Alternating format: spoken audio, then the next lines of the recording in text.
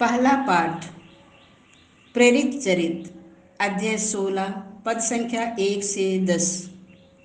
आप समुद्र पार कर मकेदोनिया आइए और हमारी सहायता कीजिए। पौलुस देरबे और लिस्त्रा पहुंचा।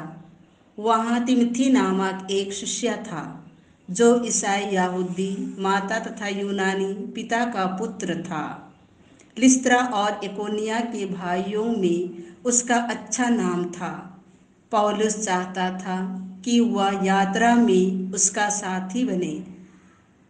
उस प्रदेश में रहने वाले यहूदियों के कारण उसने तिमोथी का खतना कराया, क्योंकि सब जानते थे कि उसका पिता यूनानी है।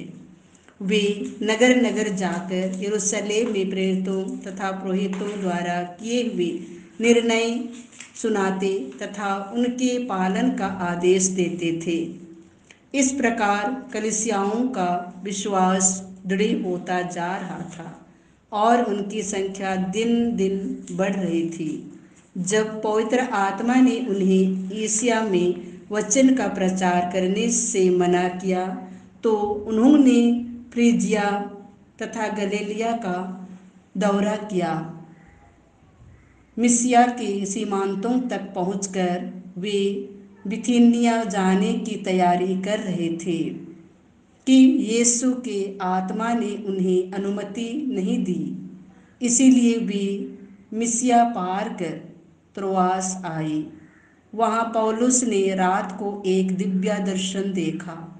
एक मकेदोनी उसके सामने खड़ा होकर यह निवेदन कर रहा था, आप समुद्र पार कर मकेदोनिया आइए और हमारी सहायता कीजिए। इस दर्शन के बाद हम यह समझकर तुरंत मकेदोनिया जाने का अवसर ढूंढने लगे कि ईश्वर ने वहां सुसमाचार का प्रचार करने के लिए हमें बुलाया है। संत योहन के अनुसार पवित्र सुसमाचार अध्याय 15 पद संख्या 18 से 21। तुम संसार के नहीं हो, क्योंकि मैंने तुम्हें संसार में से चुन लिया है। यीशु ने अपने शिष्यों से यह कहा, यदि संसार तुम लोगों से बैर करे तो याद रखो कि तुमसे पहले उसने मुझसे बैर किया। यदि तुम संसार के होते तो संसार तुम्हें अपना समझकर प्यार करता, परंतु तुम संसार के नहीं हो, क्योंकि मैंने तुम्हें संसार में से चुन लिया है। इसीलिए संसार तुमसे बैर करता है। मैंने तुमसे जो बात कही उसे याद रखो। सेवक अपने स्वामी से बड़ा नहीं होता। यदि उन्होंने उसे सताया है तो वे तुम्हें भी सताएंगे। यदि उन्होंने मेरी शिक्षा का पालन किया है तो वे तुम्हारी शिक्षा का भी पालन करेंगे।